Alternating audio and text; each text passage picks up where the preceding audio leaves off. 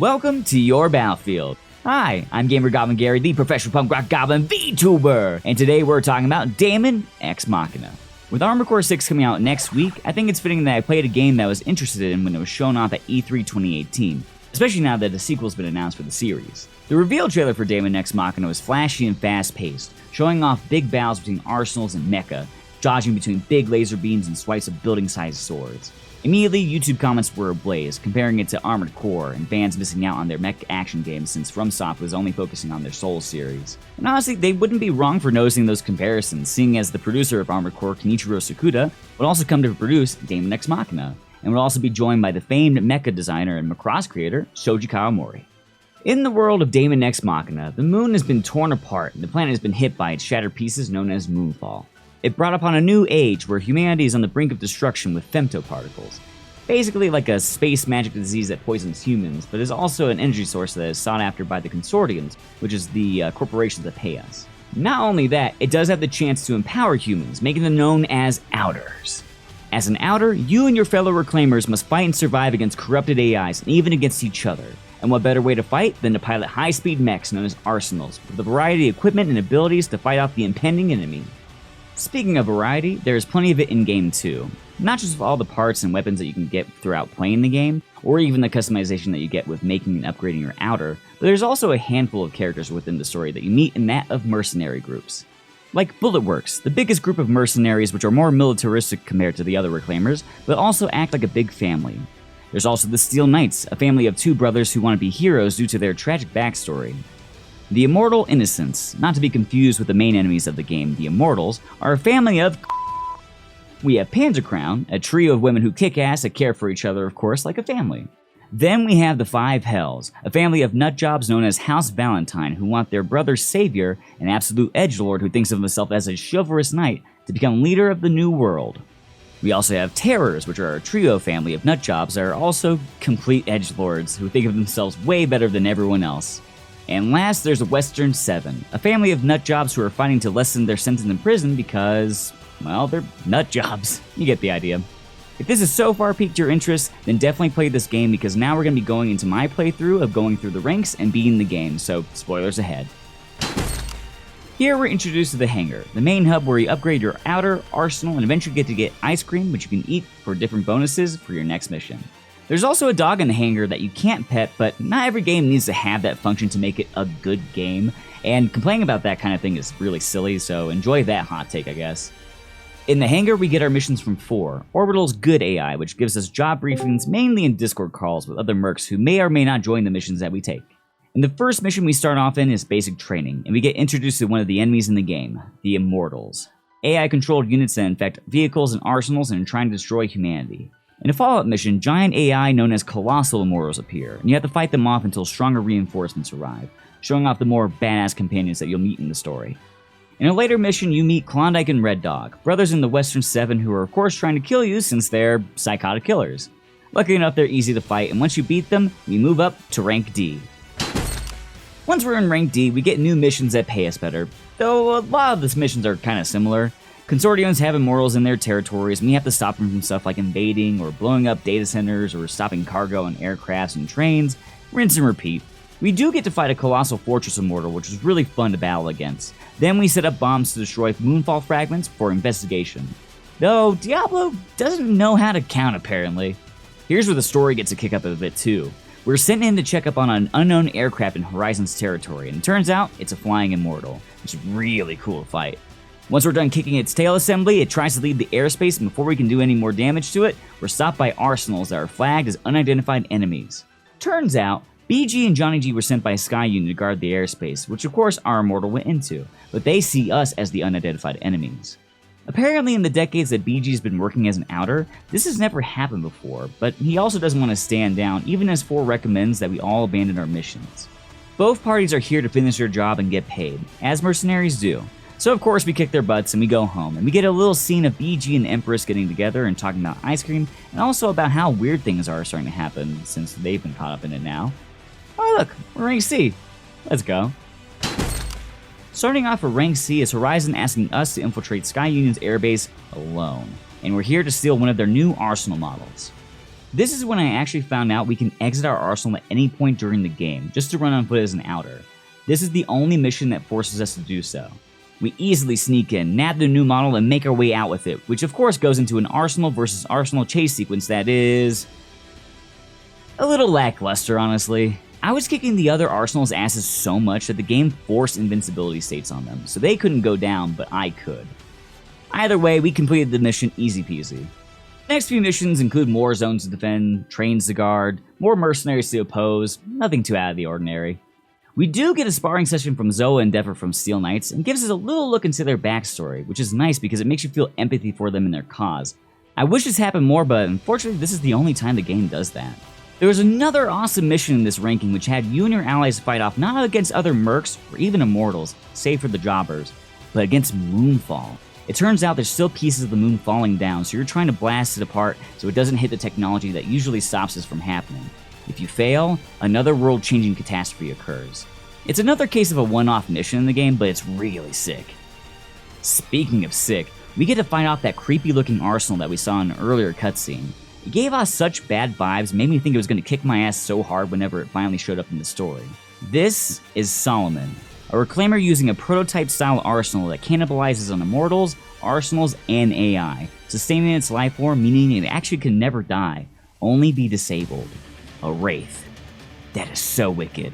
Except for the fact that the fight was really easy, and once we disable the wraith, it never gets brought up again. There's a bit of a theme I'm seeing with this game.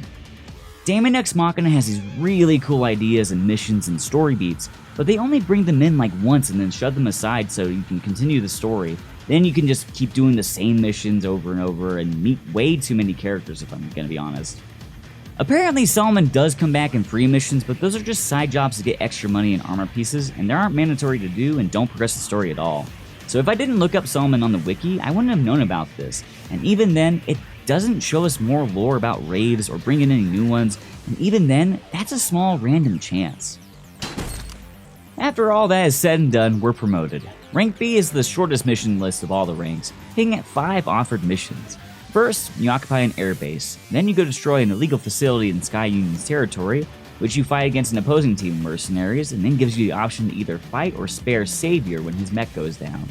Then we team with Grief and Guns Empress to prevent a data center being taken by immortals, only for Grief to then tempt Empress to capture that data because of reasons? And then we fight Grief because of reasons. Another instance of the game giving my enemies invincibility because, sure, why not? It was a really cool fight though, and he was kicking my ass way before I got him to that point. We end rank B by fighting another colossal immortal, one that's hidden on this sick area that reminds me of the planet Crate in Star Wars. The immortal digs through the earth, so we have to wait for it to pop up from the ground and hit its weak points. It's a really cool design, but it doesn't give too much of a difference from the other colossal immortals that we fight, besides having to wait a few seconds to hit it again.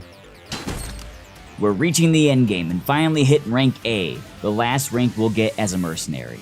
We're gonna skip over the first mission because I honestly don't remember anything from it, and the mission says to investigate drone production, so I'm not really upset about it. What gets really juicy is the next mission, a request from Orbital for our eyes only. When we accept, we're shown that this is from Grief, and he wants us to come in alone, without weapons and without our arsenal. I mentioned earlier that there's only one Force outer section.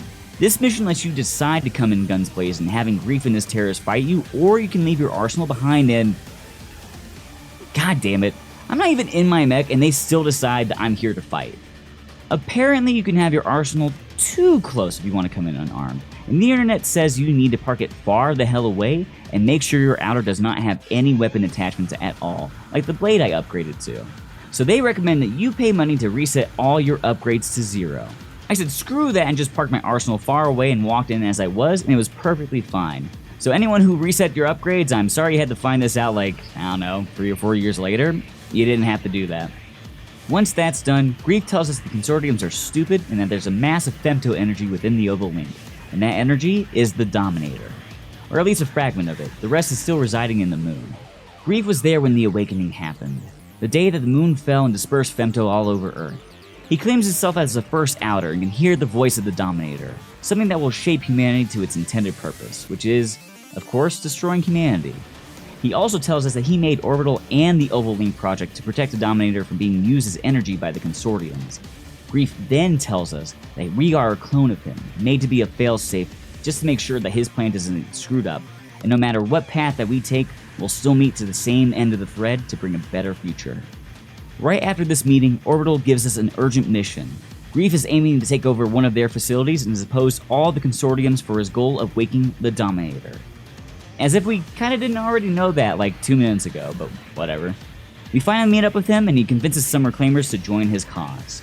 While trying to stop him, Crimson Lord, the hotshot of Bulletworks, turns on his own team and goes to kill Diablo, a fellow teammate, who is then quickly protected by Drake, another teammate who is then stabbed and killed instead, which makes everyone sad.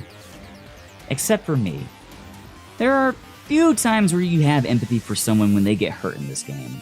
Earlier, I talked about Zoa and Deva's backstory where you get to learn about them and root for them to become heroes because they actually give you a little bit of the insight to it. There's also another mission I chose not to mention until this point came up. Back in Rank C, you're tasked to check out an unknown structure that's not a part of any consortium and is in the neutral zone. So of course, we're told to check it out. This building is the Innocence's cloning facility, and they've been trying to keep it hidden because if it was found out by the consortiums, they may want to take it or even just try to destroy it outright. You fight the Innocence because that's your job. It makes you contemplate if you're doing the right thing or not, if listening to 4 or the people who are paying you is worth this money. That is until Jack, one of the members, tells you that completing this mission is fine. For this, you know that beating them means they'll come back because they're clones, but it still makes you have that gut-wrenching feeling. However, these are really the only instances that happen in this game, and that's the only time you feel empathy for anyone. Drake dying didn't evoke any feeling out of me, outside of going, geez, that sucks, I guess. Because I didn't know who that person was, I never got to know them. Or really 90% of all these characters, because there's so many that are introduced to you and then shoved off to greet the next person, or, recycled as an ally or an enemy during a mission. Hell, Drake is apparently Diablo's sister, but the game doesn't ever tell you that because it doesn't have the time to fit it into its story, and they only ever call each other by their ranks. This is one of Daemon X Machina's shortcomings that I hope they can fix in the sequel, because when they did it right, it worked really well. Anyway, with Crimson Lord and the others being turned to Grief's side, we're now tasked to stop them from waking the Dominator. This includes destroying a missile base that has really gnarly laser cannons all over the place. From here, we learn that the Immortals are actually trying to save humanity from the Dominator. But they're still trying to kill us because that means we'll kill them, and they'll give us their femto to make better weapons and grow as humanity. I don't know. This is the weirdest plot twist of the game, and I forgot about it for a second before looking over the footage again. We also learned that Guns Empress is actually an AI. Apparently the data that Grief tempted her was to get that of what it meant to be human, and then everyone just kind of goes, okay, and moves on. Then we're sent to defeat even more colossal immortals, finding out that the G-Man and his League of Evil X's are taking over Black Lotuses, which change the physiology of Reclaimers being inside one, making them even stronger and more prone to the Dominator's will. Except the people that we fight after their change are still pushovers and we beat them pretty easily. The only ones left now are Terrors and Grief. All available Reclaimers band together and we take the fight to them. And by fight, it's just a bunch of jobber immortals for some reason, and then Regret and Gloom appear. When we beat Gloom, the story says, okay, you can move on. You don't need to fight Regret. Which was kinda weird. Now all that's left is to stop Grief from connecting with the Dominator. We finally meet, and he calls us by our true call sign, Daemon. He talks about how we were made for his purpose, as stated before, and with more pretentious talk, we finally begin our fight. He got me down to half health before I beat him. It was a really cool arena and the battle was really fun. Then, we're shown that Grief is still alive, with 2 versions of 4 being the little Discord call that we're in. One normal, one enemy status. Grief is then taken over by the Dominator. Sort of. He says he still has his own free will, which is already willing to work with the Dominator, so I don't know. Anyways, it's big boss battle time. The final fight to decide humanity's future. This is a really cool fight and a fun boss design. There's actual moves that you need to avoid, otherwise your health gets shredded heavily. Tons of rockets and lasers, and even a black hole attack that I think would one-shot your arsenal. Unfortunately, I say I think because I never got hit by that attack, so if you have been hit by it, let me know in the comments below. This is the one fight in the whole game that actually tested my skills as an outer, even if I only had one try against it. I was weaving through attacks, taking as little damage as possible. Hell, I even wasted all of my ammunition against this boss. That means my 2 assault rifles, my laser rifle, my shoulder weapons, and even my stock of hand grenades. This was hundreds of bullets and rockets used up on this boss. All I had left was my katana and my upgraded arsenal ability to blink around like I was in Dragon Ball Z or Bleach. This fight was epic. I was clashing my sword against the Dominator and dodging around their attacks that were even more terrifying since I was forced to be up close. As their HP was getting so low to be almost finished with, I got too cocky and got hit by their laser beams. My arsenal was finished, and my heart sunk just as it was falling in the sky. Until I remembered, I'm an outer, and the arsenal is just an extension of myself. I got out of the cockpit and on foot. Human against the Dominator, the end of humanity, and I was its downfall. I rushed towards my enemy, using all my abilities to attack, as did the Dominator, with a laser beam that actually should have killed me right there. But my will to live was stronger, and I leapt into the air and delivered a final blow, defeating Grief and the Dominator. Humanity is saved. You all have been saved. By someone who looks like this. We're showing Grief floating in, I'm just gonna call it the white zone. As he talks, 4's voice begins to mesh with his. 4 was the Dominator all along, which makes sense as to why Grief made Orbital and the Ovalwing project to begin with. And they give us the choice to search for hope or to fulfill life's purpose. In the end, I chose to search for hope, because I'm the main character and I get to do what I want. But also, that's more of the good ending of the two, so that's what I chose. You meet back with your fellow Reclaimers and work to make the world better now that the Dominator is no longer a threat. But who knows what else lies out there in the stars. I guess we'll just have to wait and see what the sequel has planned. Daemon X Machina rips. This is an absolute love letter to anime-style mecha, and it shows that in its own special way. It definitely has flaws, and it could have done things way better. For example, we get this really cool concept of wraiths, and we're only introduced and fight one of them once in the main story. That's it.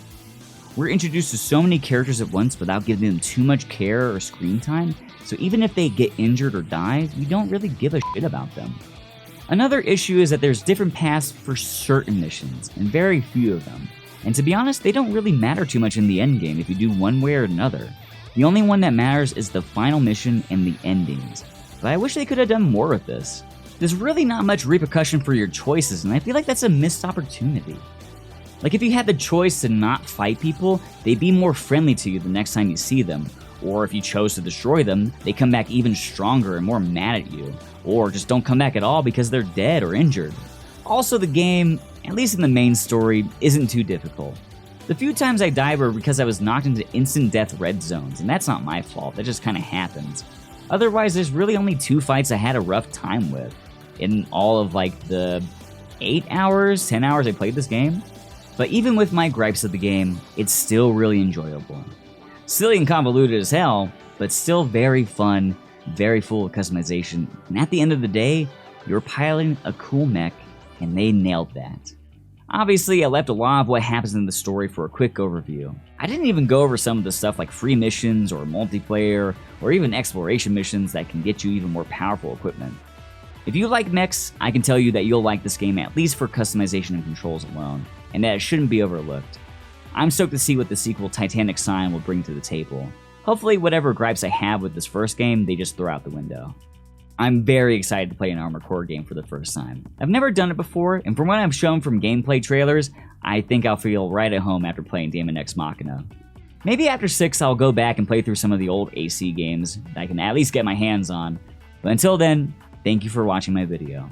I hope you all enjoyed it, and if so, keep an eye out by subscribing here on YouTube, follow me on Twitch for my live streams, and if you want to support me directly, you can do so through Patreon. Speaking of which, we have to thank, of course, my patrons. Big shout out to VIP and also first patron Blabada. Thank you so much for your support, homie, and I appreciate that so much. I hope you all have a great day. Thank you for watching this video, and we'll put out another one soon. Otherwise, I'm Gamer Goblin Gary, the professional punk rock goblin VTuber. Have a great day.